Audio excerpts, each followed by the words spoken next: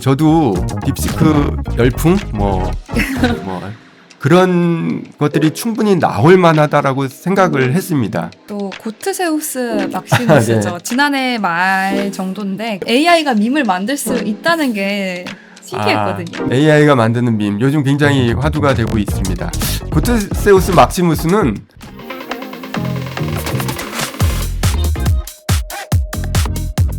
세상의 모든 돈 되는 이야기 캐치 더 머니. 최근에는 이 중국발 AI죠. 딥시크 소식으로 인해서 세상이 진짜 떠들썩했습니다. 전 세계의 증시부터 비트코인 가격까지 전부 다 출렁였는데요. 이렇게 우리 사회에 도움이 될지 혹은 위협이 될지 모르겠는 이 AI, 그리고 AI와 블록체인에 대해서 오늘은 전문가 모시고 이야기 나눠보도록 하겠습니다. 포스텍의 장민 교수님 모셨습니다. 안녕하세요. 네, 안녕하세요. 반갑습니다. 네, 안녕하세요 교수님. 먼저 저희 시청자분들께 자기소개 한번 부탁드립니다. 네, 안녕하세요. 뉴프라미스랩의 대표를 맡고 있는 장민입니다. 포스텍 산학협력단 겸직 교수도 맡고 있고요. 포스텍 블록체인 센터의 부센터장도 맡고 있습니다. 저는 포스텍에 1989년에 입학을 해서 지금까지 약 36년 동안 IT 분야에서 계속 일을 하고 있는데요. 주전공은 AI 이고요. 부전공은 블록체인입니다.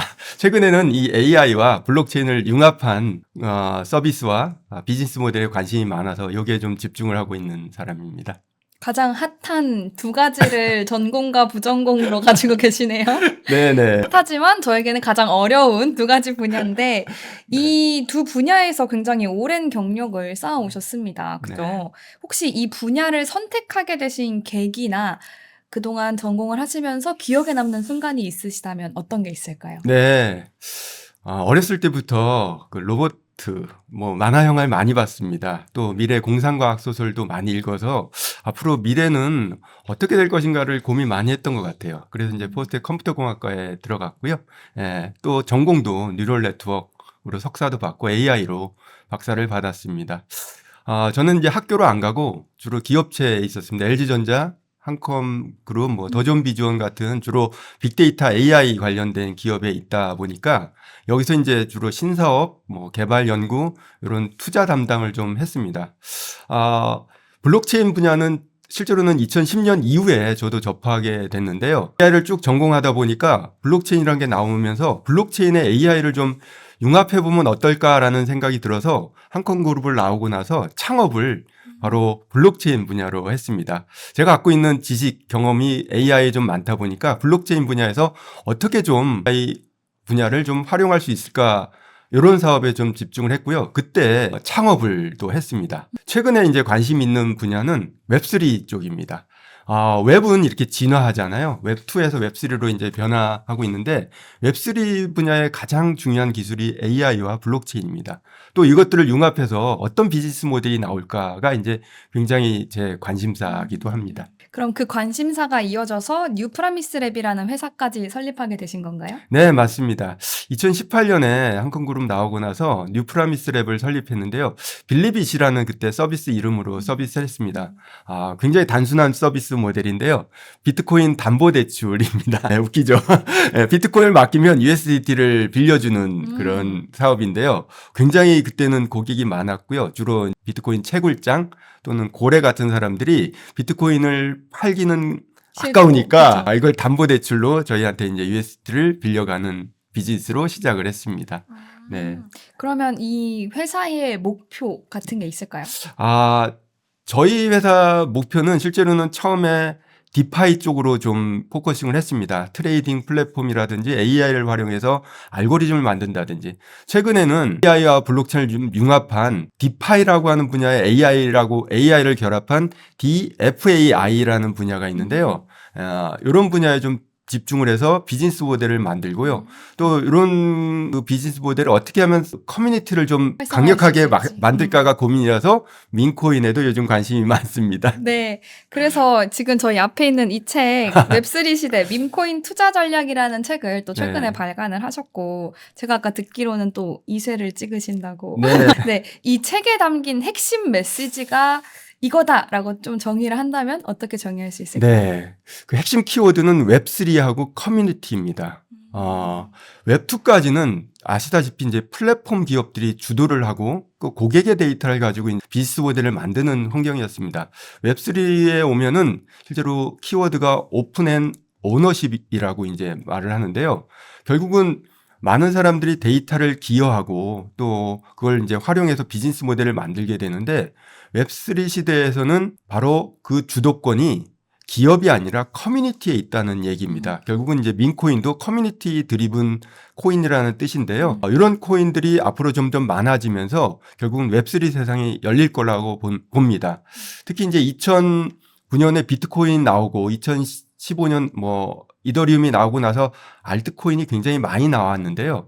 알트코인이 잘 보시면은 재단이 만들고 또 로드맵이란 걸 만들면서 사람들한테 좀 많은 실망감도 주기도 했습니다. 그게 왜냐하면 재단이 주도하다 보니까 이전에 만들었던 많은 기업들처럼 재단이 실제로는 위험에 빠지면은 그 투자자들도 굉장히 어려워지는데요. 결국은 블록체인이란 게 탈중앙화를 기본으로 하고 있습니다. 결국 탈중앙화라는 것은 기업이 아니라 결국은 그것을 활용하는 또는 사용하는 커뮤니티가 중심이 돼야 되는데 여태까지 IC로라는 모습으로 투자자를 모집하고 투자 금액을 모집한 것들을 좀 더 이제 커뮤니티 쪽으로 옮겨가려고 하는 세상이 바로 웹3 세상이고 거기에 맞는 블록체인이 밈코인이라는 뜻입니다. 그래서 여기에 이제 좀 많은 집중을 한 책이 바로 밈코인 투자 전략입니다. 이번에 집필하신 책은 좀 밈코인 그리고 커뮤니티 얘기가 많기는 한데 원래는 챗 GPT와 관련된 서적을 많이 쓰신 걸로 알고 있습니다. 아무래도 맞습니다. 전공이시다 보니까 교수님께서 발간하신 책들 중 네. 이거 하나는 꼭 읽으셔야 합니다 하고 추천하신다면 어떤 걸 좀 추천하시겠습니까? 네. 2013년 11월 2022년 11월 말에 그 챗GPT가 나오면서 제가 써보고 또 많은 서적이나 뭐 자료를 보면서 2013년 3월에 발간한 책이 바로 챗GPT 기회를 잡는 사람들이란 책입니다. AI 전공자로서 굉장히 이런 날들을 기대했던 것 같아요. 네, 제가 어렸을 때부터 꿈꿔왔던 그런 창의성 있는 좀 인간에 가까운 그런 그 언어 모델 또는 그런 AI가 비로소 나왔다라는 느낌을 이 책에서 많이 얘기를 드렸고 또 그런 과정 자체를 좀 설명을 드렸습니다. 그래서 비전공자들도 또는 일반인들도 이 책을 읽으면은 어떻게 AI가 발달돼 있고 앞으로 어떻게 변화될 것인가라는 것들에 대한 조금 해소될 수 있는 책이 아닐까 이런 생각이 들어서 추천드립니다.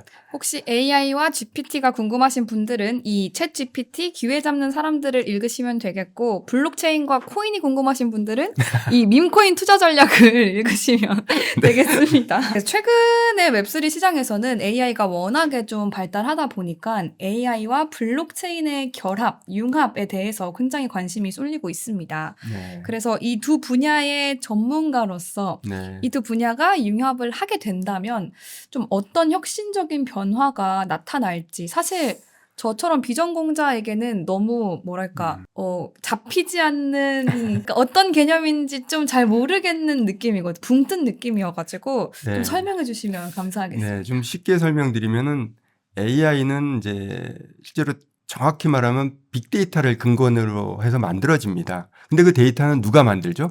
대부분 인간이 만드는 데이터입니다.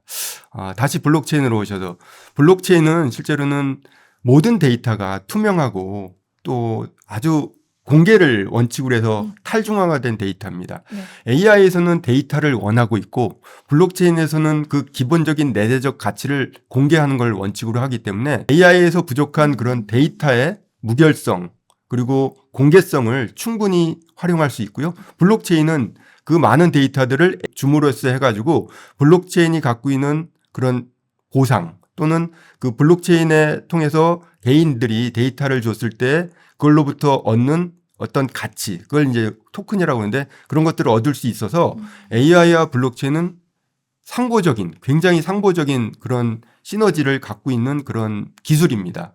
웹3라는 생태계는 바로 AI와 블록체인의 그런 상보성을 바탕으로 해서 앞으로 만들어질 세상, 아직은 뭐 웹3라는 것들이 뭐 우리 손에 이렇게 잡히진 않지만 웹3라는 서비스들이 이제 점점점 우리한테 많이 깊숙이 다가올 걸로 예상이 됩니다. 그러면 이 블록체인 기술이 AI 연구나 개발에 도움을 줄 수 있는 건 데이터 제공 측면이 되겠네요. 그렇죠. AI는 끊임없이 데이터를 학습하게 돼 있습니다. 그리고 특히 인간이 갖고 있는 지능, 창의성들은 바로 그 데이터로부터 나오는데 그 데이터를 구할 길이 막막한 거죠. 근데 기존의 플랫폼 기업들이 했던 것들은 결국은 인간이 만든 데이터, 특히 모빌리티, 뭐 전자상거래 얘기한 거, 채팅한 거, 이메일 쓴 거 이런 것들을 다 가지고 학습한 거 아닙니까? 그런 데이터들 그 전까지는 그냥 무료로 또는 플랫폼의 어떤 횡포라고 할까요? 그냥 동의 절차를 얻고 또는 뭐 이런 식으로 이제 얻어서 했는데 그 자체가 그걸 제공하는 사람들 또는 그 기여자한테는 보상이라는 차원이 거의 없었던 게 사실입니다. 이제 그런 보상을 제대로 주자라는 측면에서 보면 블록체인이라는 플랫폼이 굉장히 필요하게 됐죠. 그러면 이렇게 생성형 AI의 발전이 좀 블록체인 기술과 생태계에도 영향을 미치겠네요. 아, 물론이죠. 네. 생성형 AI는 말 그대로 기존의 분석형 AI하고는 다릅니다. 분석은 우리가 이제 뭐 엑셀이나 데이터 같은 걸 가지고 뭐 모델링을 한다든지 하는 그런 좀 통계적인 부분이 좀 강한데 생성형은 아시다시피 노래도 만들고 글도 쓰고 그림도 그림도 그리고 네. AI가 인간처럼 또는 인간보다 어떻게 보면 좀 월등하게 창의성을 가지게 돼서 나온 게 이제 생성형 AI입니다. 아직은 생성형 AI가 인간 수준 정도만 되고 있는데 앞으로 인간보다 훨씬 더 우월한 그걸 소위 AGI 또는 아티피셜 제너럴 인텔리전스 또는 아티피셜 슈퍼 인텔리전스라고 하는데 인간보다 훨씬 더 뛰어난 능력을 가진 그런 AI가 나오게 됩니다. 그러면 데이터의 생산자가 인간 말고 하나 더 생기는 거죠. 바로 AGI, AISI라는 AI도 인간처럼 데이터를 만들게 되니까 그 데이터들은 어떻게 또 저장하고 관리해야 됩니까? 바로 블록체인이라는 기술 위에서 저장되고 관리하면은 더 효과적으로 인간이 만든 AI를 더 보충할 수 있는 그런 역할을 할 수 있게 돼서 생성형 AI가 앞으로 더 중요해진 그런 블록체인 분야이기도 합니다. 최근에 딥시크가 나오면서 이게 오픈 소스고 그래서 가성비가 좋은 AI다 이런 얘기가 나왔잖아요. 네. 그러면 어쨌든 오픈 소스라는 게 저는 얘기를 지금 들어보니까 약간 블록체인하고 비슷한 결 같기도 하거든요. 모두에게 어쨌든 투명하게 공개가 되는 거니까. 네, 맞습니다. 요런 딥시크에 대해서는 또 어떻게 생각하세요? 네. 저도 딥시크 열풍 스푸트니크 효과 이런 굉장히 이제 다양한 말로 표현하는데 어떻게 보면 저는 IT에 지금 한 35년 동안 있다 보니까 그런 것들이 충분히 나올 만하다라고 생각을 했습니다. 예. 아시다시피 기술은 비가역적입니다. 뒤로 가지 않습니다. 기술하는 사람들은 되게 단순한 생각을 갖고 있는데요. 지금보다 훨씬 더 효율적이고 생산적이고 더 좋은 성능을 끊임없이 개발하려는 창의성으로 뭉친 사람들을 보통 개발자라고 합니다.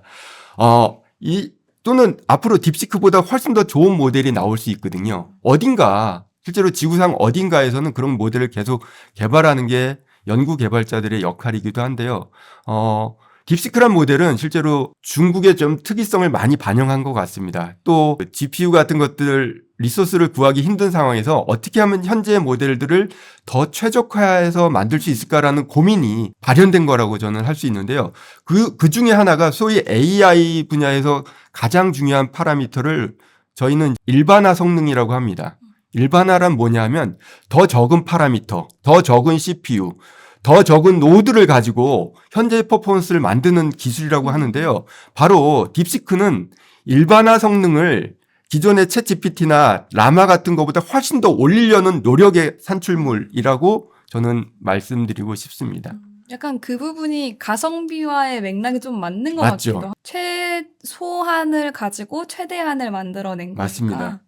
네. 그래서 사실 올해 가장 주목받는 섹터 중 하나가 AI 그리고 AI 에이전트입니다. 네. 교수님도 동의하시나요? 예, 동의합니다. 그러면 이 에이전트가 네. 어떤 개념인지 조금 설명을 해주세요. 네, AI는 뭐고 또 AI 에이전트는 뭔가. 근데 AI 에이전트는 뭐냐면 주어진 목표가 있어야 됩니다. 목표를 달성하기 위해서 환경에 상호작용을 하면서 데이터를 수집하고 분석하고 주어진 목표를 달성하기 위해서 필요한 작업을 스스로 결정해서 수행해서 또 그 목표를 이루는 그런 AI를 말합니다. 그러면 기존의 생성형 AI랑 뭐가 틀리냐?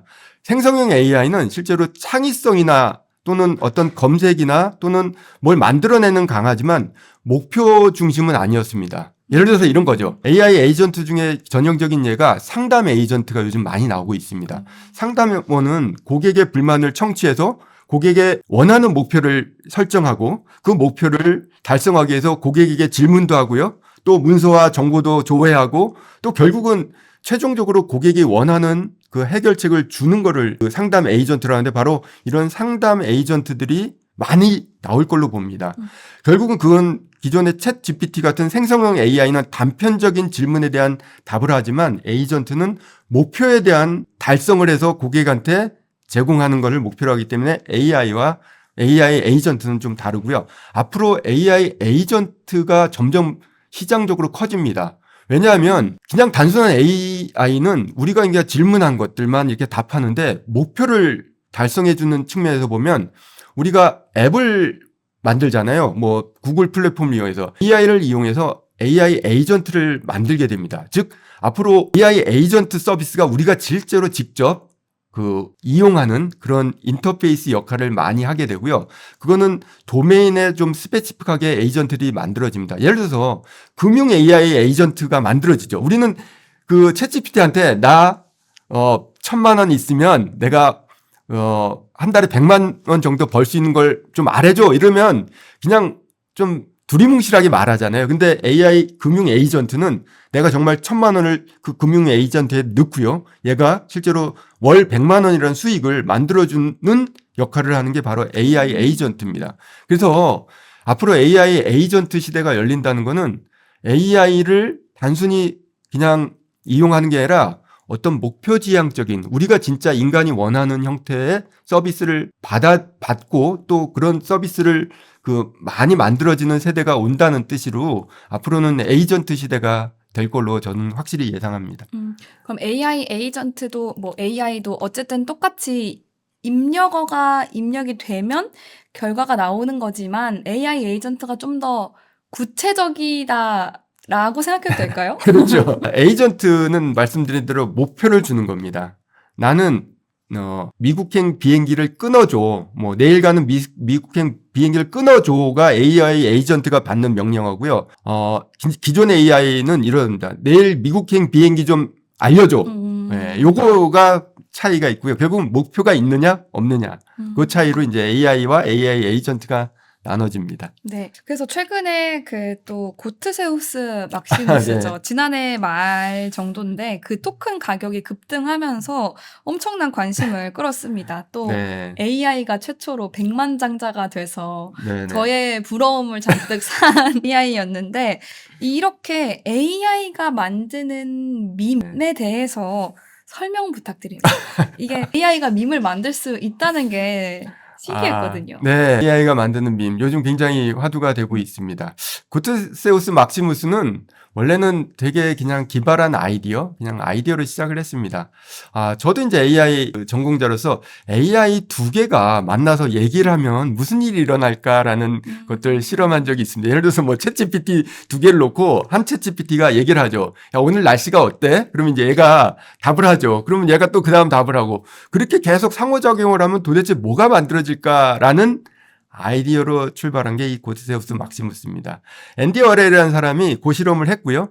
고실험을 보고 있던 A16Z의 마크 앤더슨이 투자를 하고 또 그걸 가지고 조금 발전시켜서 그 X, 트위터에 그 봇을 연결했습니다. 그러니까 사람들이 그 터미널 오브 스루스라는데 뭐 진실의 터미널이라고 그러는데 거기다가 이제 말을 거니까 얘가 답을 해주잖아요. 와, 그걸 보고 너무너무 신기하니까 어떤 사람이 고트라는 코인을 펌프다펀이라는 데서 만들었습니다. 그리고 그 토큰을 고트한테 전달해 줬죠. 그러고 나니까 사람들이 세상에 이것도 가능하는구나. 이런 밈도 가능하구나. 그래서 이제 사람들이 고트라는 코인을 막 사기 시작했죠. 그래서 AI가 만든 코인, 그래서 고트가 탄생을 했고요. 그러다 보니까 이거를 잘 생각하는 사람들이 이제 약간 충격도 얻은 게 AI가 이제 토큰도 만들구나, 밈코인도 만들구나라는 생각이 나니까 그 뒤로부터 AI 관련된 밈코인들이 굉장히 많아지게 됐죠. 또 이렇게 단순히 AI가 챗봇을 하는 것뿐만 아니라 AI 에이전트 코인이라고 해서 AI가 어떤 아까 전에 말씀드린 대로 어떤 목표를 설정하고 그 목표에 따라서 그 자금을 운영하거나 또는 어떤 뭐 대화를 하거나 뭐 아니면 거기서 AI 에이전트를 또 인간이 원하는 만큼 또 만들어주는 에이전트도 또 나오게 되는데 인간의 상상력이란 게 정말로 대단한 것 같습니다. 또는 AI를 이용하니까 인간의 상상력이 더 뛰어나지는 게 아닐까 이런 생각도 좀 해봅니다. 근데 그 고트 토큰은 사실 사람이 만든 거죠. 물론이죠. 네. 사람이 만들었습니다. AI의 스토리를 가지고 사람이 만든 토큰인데 네. 굉장히 AI가 스스로 토큰을 발행한 것처럼 약간 AI 토큰이다라고 AI가 만든 밈 네. 토큰이다 이렇게 얘기가 되니까 네. AI가 실제로는 아직은 그냥 자발적으로 토큰을 만들 수 있는 단계는 아닙니다. 근데 결국은 될 수도 있는 게요. 그런 날이 곧 올 수 있다고 저는 믿습니다. AI 또는 블록체인 담당자로서 믿는데 어쨌든 토큰을 만든다는 거는 그 돈이 필요하고요. 약간의 뭐 자본금이 필요하기 때문에 AI가 실제로는 그런 자본금을 가지고 어떤 의도라고 그러는데 제가 이제 옛날에 강의할 때도 항상 의도가 뭐냐라는 건데요. 그 선한 의도 또는 뭐 악한 의도를 AI가 가질 수 있느냐. 자아의식이죠. 이게 이제 굉장히 AI 전공자로서 화두입니다. 만약에 자아를 갖는 AI가 생긴다면 충분히 밈코인도 만들어질 수 있고요. 또는 영화에서 보는 그런 세상이 열릴 수도 있는데 아직까지는 그런 단계는 아닙니다. 언젠가 AI가 자아를 가질 거라고 생각하십니까? 언젠간 갖게 돼 있죠. 인간이 만들 것 같아요. 음. 그런 자아를 가진 AI를 만들고요. 스스로 자아를 인식하고 또 생존에 대한 본능도 갖지 않을까라는 약간 두려움 섞인 우려도 좀 해봅니다. 그래서 언젠가 AI가 밈코인을 만들 수 있다고 생각하신다고 했는데 만들 수는 있어도 그런 것에 대한 지속 가능성까지도 있다고 생각하세요? 만들 수 있는데 그 지속성은 어떻게 연결되냐면 제가 밈코인을 아까 전에 커뮤니티 드리븐이라고 얘기했잖아요. 네. 그 밈코인에 실제로는 열광하는 사람이 열광하는 객체가 사람입니다. 실제로는. 만약에 AI가 만들었는데 굉장히 뛰어난 창의적인 밈코인을 만들고요. 그 밈코인에 많은 사람들이 인류가 열광한다면 실제로는 그게 어떻게 보면 고드세우스 막시무스가 AI가 신을 만들 수 있을까라는 화두도 던졌는데요.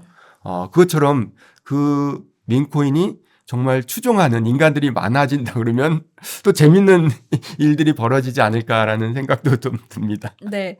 그래서 그러면 교수님이 정의하시고 생각하시는 네. 밈이라는 건 좀 어떤 걸까요? 네. 이 정의하기 되게 어려운데 제가 이제 밈코인하고 연결돼서 좀 말씀 좀 드리자면 창의적 모방으로 전파되는 이타적 문화 유전자라고 이제 정의합니다. 좀 어려운 말이지만 네. 이게 그냥 단순히 모방이 아니라 창의성을 가미한 모방입니다. 그리고 유전자인데 유전자는 뭐 리차드 도킨슨이 말했던 이기적인 유전자가 아니라 이타적이고요. 여기에는 문화라는 속성이 항상 반영됩니다. 그래서 제가 이제 창의적 모방으로 전파되는 이타적 문화 유전자라고 이제 정의하고요. 이런 것들이 결국은 블록체인 상에서 올라가면서 밸류를 갖게 됩니다. 아시다시피 이제 토큰이라는 게 밸류가 있거든요.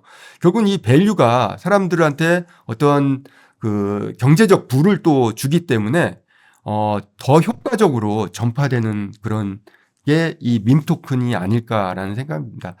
아시다시피 이제 밈이란 거는 그냥 재미 그리고 즉흥성, 유희 뭐 이런 것들을 담고 있기 때문에 그렇게 부담 없는 그런 분야입니다. 누구나 만들 수 있고 아무나 만들 수 있는 거기도 하지만 실제로는 이게 생존하고 계속 지속되려면 공감대를 얻어야 돼요. 사람들한테 관심을 얻어야 됩니다. 이 관심은 창의성이란 걸 기본적으로 갖고 있어야 돼요. 와, 독특하다. 이거 따라가고 싶다. 갖고 싶다라는 그런 그 발현이 돼야 되는데 이런 것들이 있는 그런 밈 또는 밈 토큰 또 그걸 통해서 밸류를 얻는 그런 밈코인들이 살아남지 않을까라는 생각이 듭니다. 근데 이렇게 밈이라는 걸 좀 바라보는 뭔가 정서, 시선 이런 게 해외에서는 미국에서는 조금 긍정적인 것 같아요. 그냥 정말 재밌는 문화로 보는 것 같은데 네. 아직 우리나라에서는 뭔가 정서상 좋지 않은 느낌을 가지고 있는 것 같아서 네. 어떻게 생각하세요? 우리나라가 이 밈을 좀 받아들일 준비가 되어 있을까요? 그 밈의 제 책에 보시면 이제 밈의 역사부터 시작해서 과거에 언어가 탄생되고 또 그 언어를 통해서 어떻게 밈이 이제 발현되고 굉장히 오랫동안 그 밈이란 게 실제로 꼭 밈이란 이름이 아니더라도 많은 문화에 반영되어 있다고 생각합니다. 한국에서는 뭐 아직은 밈이란 게 문화적으로 좀 이렇게 익숙하지는 않는데 그게 약간 유교적인 사상하고도 좀 관련돼 있습니다. 우리는 굉장히 예의 바르고 굉장히 이제 약간은 딱딱한 그런 이제 교육도 받아왔고요. 또 그런 문화적 정서적 그런 걸 갖고 있는데 물론 개방성은 미국이나 뭐 유럽이 굉장히 또 되어 있으니까 저희는 조금 어려웠지만 지금 이제 젊은 세대들은 오히려 이런 것들을 굉장히 선호하는 형태로 좀 바뀌고 있어서 아직 뭐 모르겠습니다. 이제 문화를 주도하는 젊은 층이 이런 민문화를 오히려 더 좋아하지 않을까라는 그런 생각도 좀 해봅니다. 네.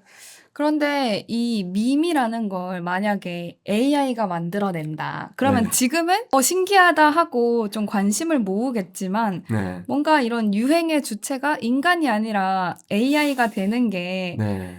뭔가 괜찮은 건지 또 교수님의 저서 이 책에서도 이렇게 AI가 밈을 만들게 된다는 건 AI가 문화적으로 인간을 지배하게 될 거란 우려를 낳는다 뭐 이런 얘기를 하셨는데 네. 어떨까요?